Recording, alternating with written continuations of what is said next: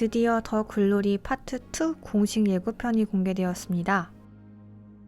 우선 예고편에서 인물별로 가장 중요해 보이는 부분을 먼저 얘기해 보려고 하는데요. 첫 번째, 최혜정이 손명호의 아이패드를 가지고 있다. 두 번째, 전재준이 데이터 복구 명함을 들고 있다. 세 번째, 신 서장이 타고 있는 차가 교통사고가 났다. 네 번째, 누군가의 집 계량기가 움직이고 있고 이를 칼을 든 신 서장이 보고 있다. 다섯 번째, 동훈이가 연진이가 다니고 있는 HTN 방송국을 찾아갔다. 여섯 번째, 하도영이 누군가를 때리고 있다. 일곱 번째, 박연진이 무언가를 찾고 있다. 내가 사는 지옥을 보여줄게요. 여덟 번째, 주여정은 사이코패스 살인마 강영천을 찾아간 듯 보인다. 아홉 번째, 박연진의 엄마가 누군가의 집 문을 두드리고 있다. 열 번째, 강연남이 박연진에게 들켰다. 11번째, 이사라가 무언가를 보며 웃고 있다. 뒤에 아이패드 있거든? 그런 복지도 없으면 일 못하지. 69 비번. 최혜정은 손명호의 아이패드 비밀번호를 알고 있는 인물입니다. 아이폰, 아이패드는 두 기기의 사용자가 같고 그 사용자가 공유를 활성화시키면 하나의 기기에서 다운로드하거나 저장한 파일을 나머지 다른 기기에서도 볼 수 있는 시스템을 갖고 있습니다. 그리고 손명호는 아이폰과 아이패드를 모두 이용하고 있는 인물인데요. 동훈이는 손명호에게 박연진과 만나기 전 박연진의 자백을 녹음해 오라고 시켰습니다. 박연진의 자백이요. 손명호가 돈을 받아낸다면 그건 자백이니까요. 그 과정을 손명호가 녹음해 주기로 했었고요. 따라서 손명호가 단독 행동을 했더라도 박연진과의 대화를 녹음하고 있었을 가능성이 큰데요. 뭐야 이거? 저는 그래서 최혜정이 말하는 이것이 손명호가 박연진의 자백 혹은 자백이 아니더라도 박연진과 만났을 때 녹음했던 파일이 아닐까 싶습니다. 박연진은 손명호의 핸드폰에 있는 파일만을 생각하고 이를 술에 적시고 버렸지만 아마도 최혜정이 이 파일을 획득하게 되는 것 같습니다. 영상 중간에는 어딘가로 들어가는 동훈이의 모습이 나오는데요. 이 유리문에 써있는 로고를 동훈이의 시점에서 읽어보면 HTN이라고 써있는 걸 알 수 있습니다. HTN, 박연진이 다니고 있는 방송국이죠. 용서? 누가 누굴? 영상 초반부의 박연진과 동훈이가 만난 카페의 로고를 보면 파트 1에 나온 사내 카페의 로고와 똑같다는 걸 알 수 있습니다. 입고 있는 옷 또한 같은 것으로 보아 동훈이는 박연진을 만나기 위해 이 방송국에 온 듯 보입니다. 그리고 이날 동훈이는 자신이 과거에 신고했던 내역을 연진이에게 내밉니다. 날짜를 보면 2004년 9월이라고 적힌 걸 알 수 있는데요. 동훈이가 박연진 무리를 처음으로 경찰에 신고했던 건 여름이었습니다. 박인재. 네? 친구를 왜 괴롭혀? 다시 또 이런 일로 오기만 해. 그리고 동훈이가 자퇴서를 낸 건 2004년 12월이었는데요.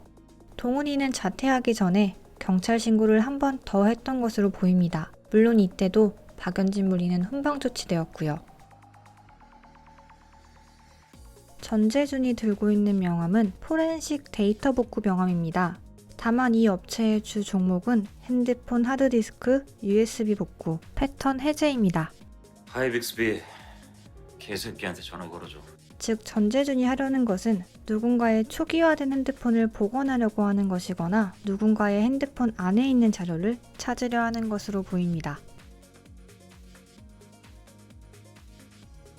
하도영은 누군가에게 분노하며 폭력을 휘두르고 있는데요. 파트 1에서는 그 어느 순간에도 분노하지 않던 하도영이 파트 2에서 벌써 박연진에게 한번 고함을 내지르고 누군가에게 폭력을 쓰고 있는 모습이 보입니다. 늘 깔끔하고 미학적인 것을 중요시하던 하도영이 이런 행동을 보이는 건 역시 하도영의 추락이라고 볼 수 있겠죠. 이렇게 분노하고 폭력을 휘두를 만큼의 행동이라면 아마도 예솔이가 자신의 친자식이 아니라는 것을 알게 된 것 같습니다. 따라서 상대방은 전재준 같아 보입니다. 돌아가는 계량기와 칼을 들고 그걸 유심히 보고 있는 신 서장. 이 전기 계량기는 보통 건물의 외벽이나 건물의 입구에 붙어 있는 장치입니다. 전기 계량기가 멈춰 있다면 그 집은 비워져 있거나 사람이 살지 않는다는 것을 의미하며, 계량기가 돌아간다는 것은 누군가가 그 집에 현재 들어와 생활하고 있다는 것을 방증하는 의미이죠. 현재 등장인물 중 집이 비어있는 상태는 손명호와 거의 집을 비우다시피 생활하는 동훈이뿐입니다. 하지만 동훈이의 볼에 상처가 났을 때 장소를 보면 뒤에 있는 조명과 문을 통해 이곳이 동훈이의 집인 걸 알 수 있는데요. 동훈이의 볼에 난 상처, 그리고 신서장의 칼이 이어지는 장면 같아 보입니다. 박연진은 주로 무언가에 분노하는 장면이 보입니다. 핸드폰을 보며 분노하고, 아마 학폭 기사가 터졌거나 최혜정이 녹음 파일을 풀었을 수도 있을 것 같습니다. 가방을 던지며 분노하고 있는데요. 영상 후반부에는 박연진이 어두운 곳에서 무언가를 열심히 찾는 모습도 보입니다. 동훈이의 집, 손명호의 집, 시에스타, 이 세 군데를 모두 비교해봤는데 동훈이의 집이 그나마 비슷해 보이기는 하나 정확히 일치하는 곳은 아직 찾지 못했습니다. 잘못한 게 없어, 동훈아. 어떡할까? 여가 아리게. 이외에도 빨간 등대 앞에 있는 주여정, 무언가를 보고 놀란 박연진의 모습, 비에 젖은 채 슬퍼하고 있는 동훈이의 모습이 등장합니다. 마치 깜짝 선물처럼 풀린 파트 2 예고편. 딱 한 달을 넘기고 공개되었는데요. 다른 분석, 다른 의견도 궁금해집니다. 김은숙 작가님이 직접 마라맛 전개, 사이다 전개라고 언급했던 만큼 어떻게 전개가 휘몰아칠지 정말 기대가 되는데요. 저는 다음 리뷰로 찾아뵙겠습니다. 감사합니다.